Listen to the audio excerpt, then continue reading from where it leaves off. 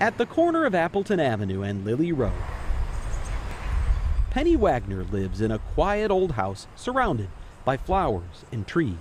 A touch of nature feeds the human spirit. A steel tower does not.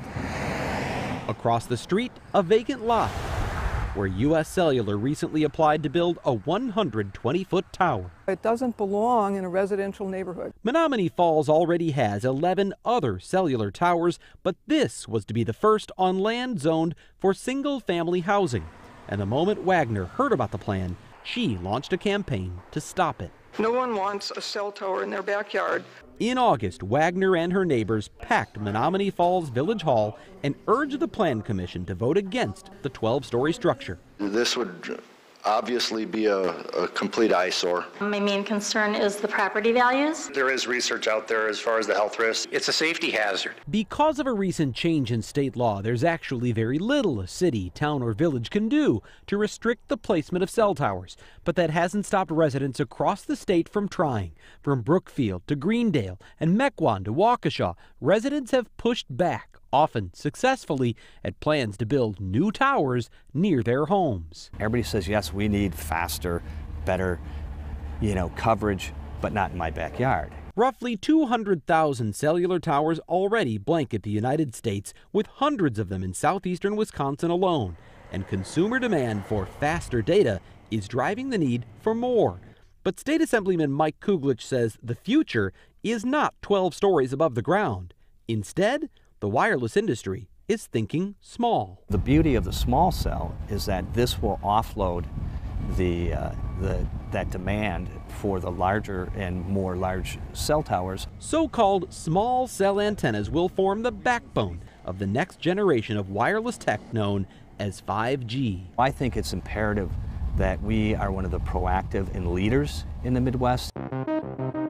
Much like 2G brought us text messaging, 3G made it possible to surf the internet from our phones, and 4G gave us streaming video, 5G promises to up the ante again by connecting our ever-growing assortment of wireless devices at speeds so fast you could download a high-definition movie in a matter of seconds.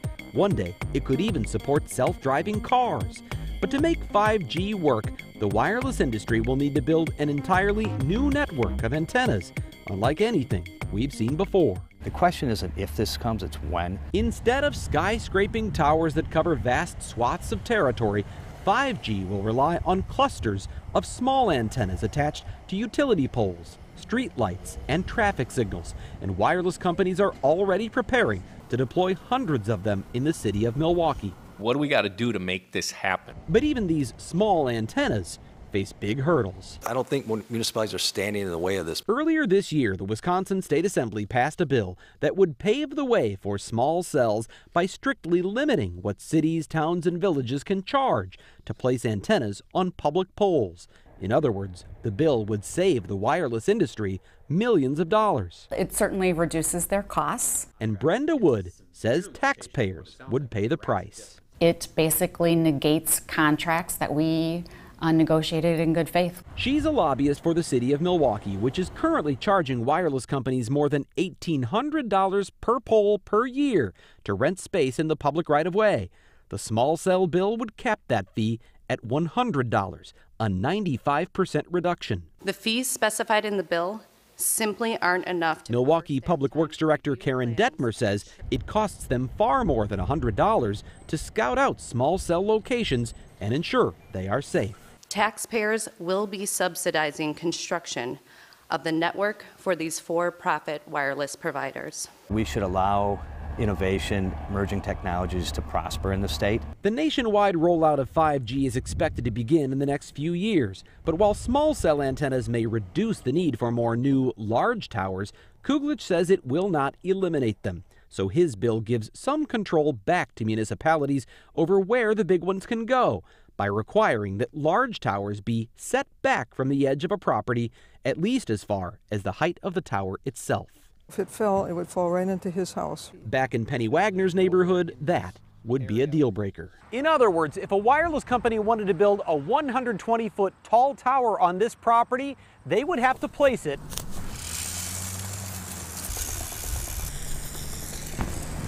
120 feet away from the property line.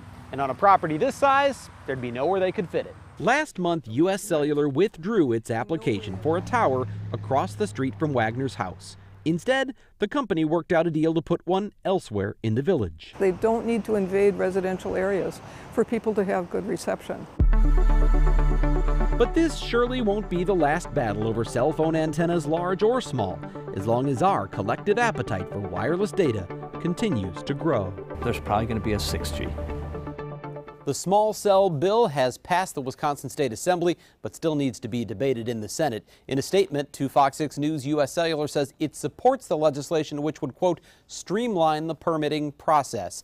U.S. Cellular also says with regard to large towers, they take several things into consideration, including the terrain, the aesthetics, and also community feedback. Ultimately, they say they just want to put towers in places that give customers the best wireless connection.